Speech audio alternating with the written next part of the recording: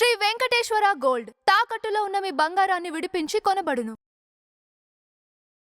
నమస్తే మేడం. నమస్తే మేడం, ఇది సజ్జల గారు వచ్చేసి నేను ఈరోజు ప్రెస్ మీట్ పెట్టి ఏం మాట్లాడారంటే, మన సీనియర్ జర్నలిస్ట్ ఎవరైతే ఉన్నారో శ్రీనివాసరావు గారు, ఆయనకు సపోర్టివ్గా మాట్లాడుతుండే అంటే ఎంతో కొంత సపోర్టివ్గా మాట్లాడుతూ అన్న విషయం ఏంటంటే, కొన్ని సంకర జాతులు బయటకు వస్తున్నాయి, వచ్చి ఈ విధంగా చేస్తున్నారు, ఆ విధంగా చేస్తున్నారు, వాళ్ళని రెచ్చగొడుతున్నారు. ఎవరంటే వాళ్ళకు ఒక తెగ ఉంది, ఆ తెగ వచ్చేసి సంకర జాతిని రెచ్చగొడుతున్నట్టుగా ఉంది అని చెప్పేసి మాట్లాడారు.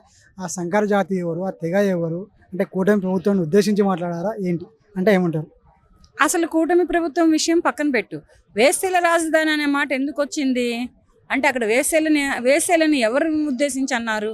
రాజకీయ నాయకుల, ఆంధ్రప్రదేశ్లో ఉండే ఆడవాళ్ళ, లేకపోతే మీకున్నటువంటి అగనిస్ట్లా, ఎవరని చెప్పి ఫస్ట్ వేశ్యలు అది ఇదని మాట్లాడారు.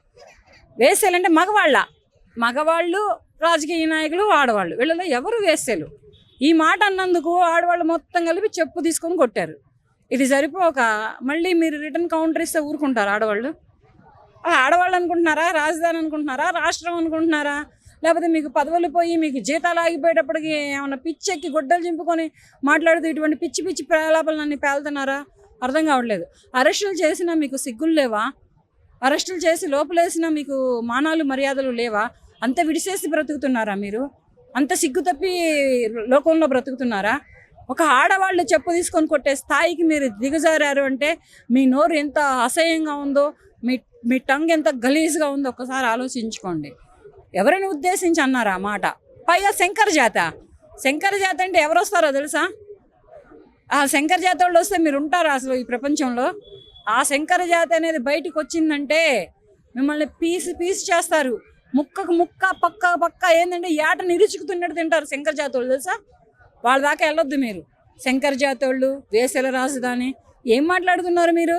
ఏం ప్రభుత్వం పోయిన సంవత్సరానికే మీకు ఏమైనా జీతాలు రావట్లేదా? లేకపోతే సాక్షి టీవీలో, లేకపోతే ఇష్టం వచ్చినట్టు మాట్లాడుతున్నారు.